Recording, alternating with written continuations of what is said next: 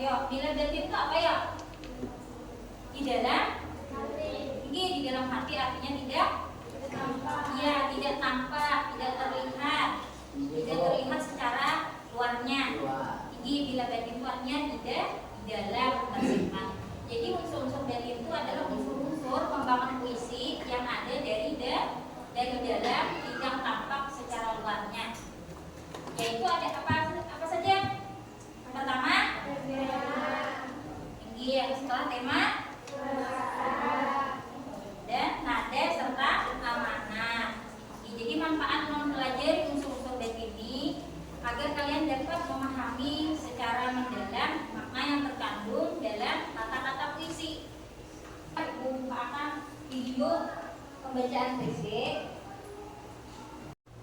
Nah, dari video pembacaan puisi ini coba kalian dengarkan, memperhatikan baik-baik, dengarkan dengan seksama apa-apa saja unsur batin yang terkandung dalam pembacaan puisi ini.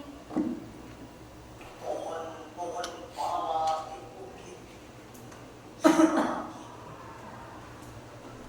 burung-burung luri bercerit, daripada membakar masjid, daripada membakar gereja, lebih baik kita bakar satu saja. Pohon-pohon kelapa berdansa, gitar dan tifa dan suaraku yang merdu. Oh ikan, oh tali-tali yang bercahaya, oh saudara-saudaraku, lihat bahwa kita berjongkok di depan kota yang terbakar. Nah, setelah mendengar puisi tadi, apa yang kalian rasakan? Rasanya apa? Takut. Dan perasaannya yang timbul ketika mendengar puisi tadi, rasanya itu kayak apa?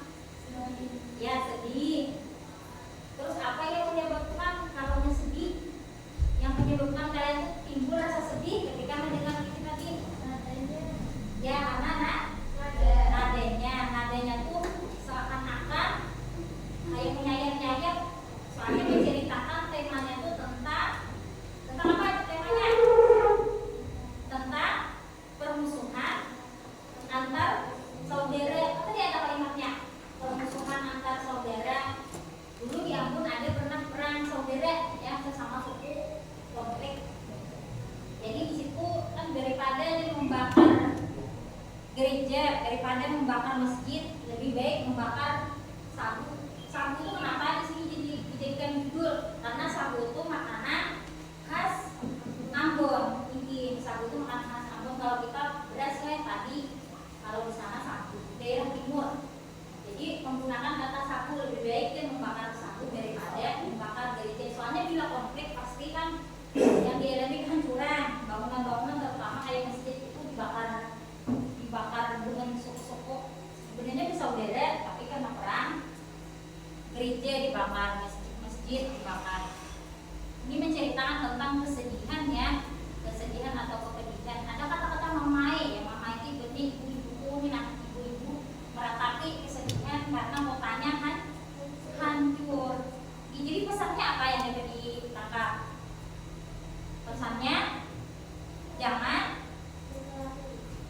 jangan berkelahi atau jangan bermusuhan, harus menjaga persatuan dan kesatuan sesama bangsa, apalagi sama suku, sama pada dari Ambon.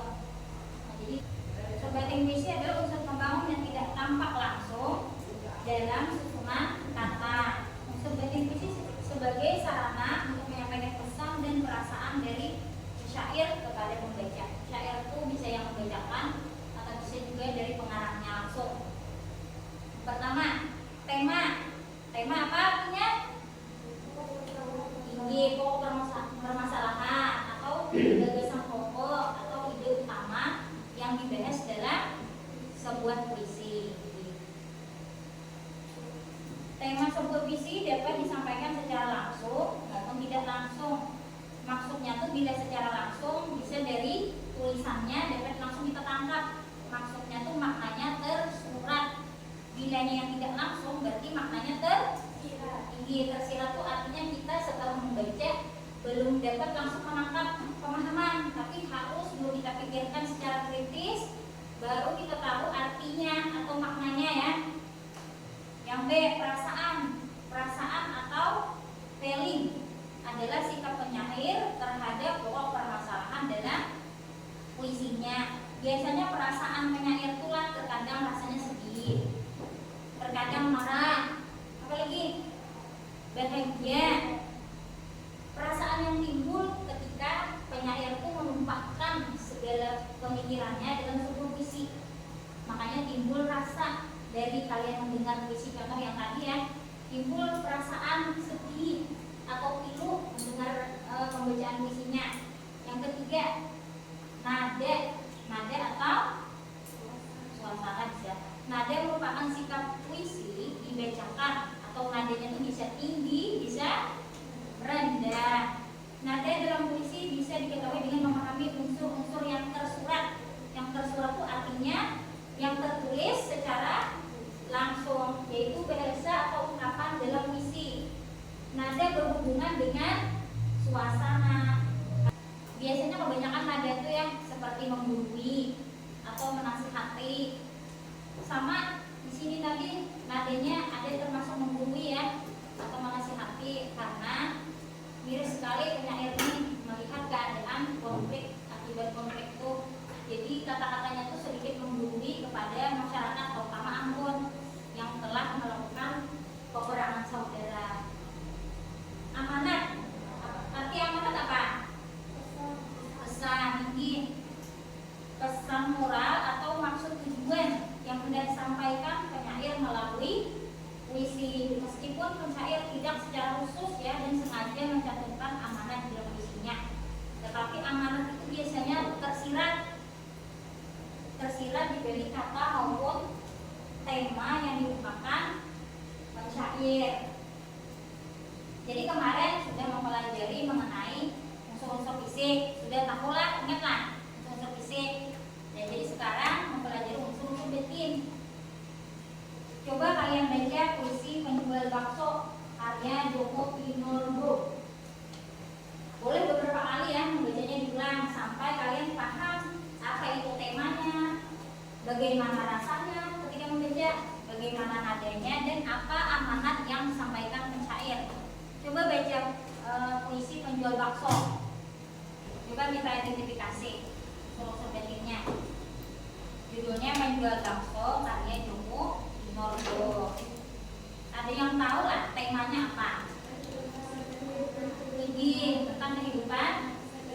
Iya, betul. Tentang kehidupan sederhana dari seorang penjual bakso. Penjual bakso itu profesi yang sederhana yang sering kita temui dalam kehidupan sehari-hari.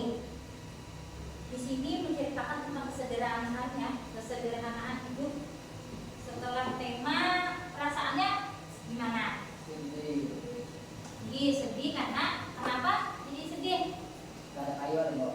Iya betul, tidak laku jadi karena tidak laku makanya dimakan. Iya, dimakan tukang penjual baksonya dengan anaknya. Ayo habiskan bakso kita patoy.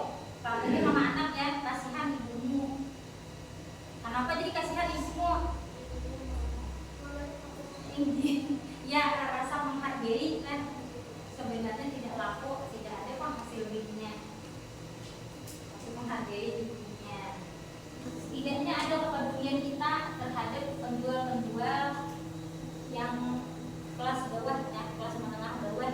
Kebanyakannya penjual bakso ini yang berjalan ke gerobak biasanya kurang laku. Kebanyakannya kita jadi sekarang bila hendak bakso biasanya tempatnya ke mana?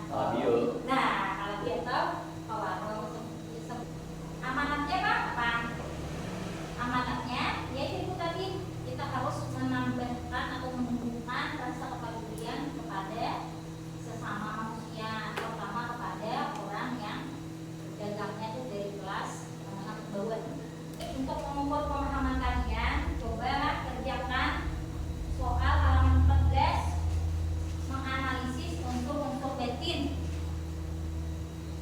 mengerjakannya berkelompok. Jadi sesama teman bisa berdiskusi. Coba siapkan kertasnya, kayak kertas ya.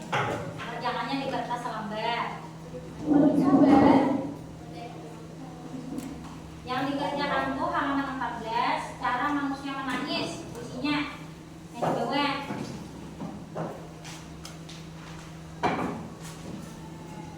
Terus kena puisi duanya tuh satu temanya titik 2 apa? Dari puisi cara manusia menangis. Yang kedua perasaannya titik 2 apa? Perasaan yang timbul setelah membaca puisi itu. Kemudian yang C, nadanya tuh kayak apa? Jadi itu tadi suasananya bagaimana? Terus amanatnya titik 2 apa pesannya? Paham lah?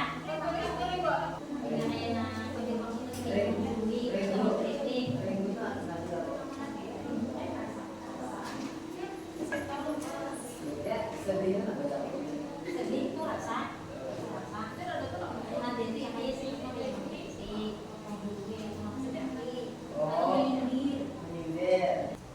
dari pembelajaran kita hari ini dapat kita tarik kesimpulannya bahwa untuk mengetahui apa saja unsur-unsur batin yang ada dalam puisi, pertama apa? Tema. Tema itu apa? Pokok persoalan. Ya, pokok persoalan atau gagasan pokok yang diangkat dalam sebuah puisi. Kedua setelah tema apa? Perasaan. Ya, perasaan. Perasaan itu sikap penyair terhadap pokok permasalahan puisi. Bisa rasa itu bisa sedih, marah, bahagia. Terus yang ketiga apa? Nada atau suasana. Nada itu sikap penyair terhadap pembacanya. Bisa sifatnya tuh menggurui, menasihati, atau nadanya itu bersifat tenang, alam. Nah, kemudian setelah nada apa? Amanat itu pesan moral yang ingin disampaikan penyair kepada pembacanya. Jadi unsur batin puisi itu ada 4 kan?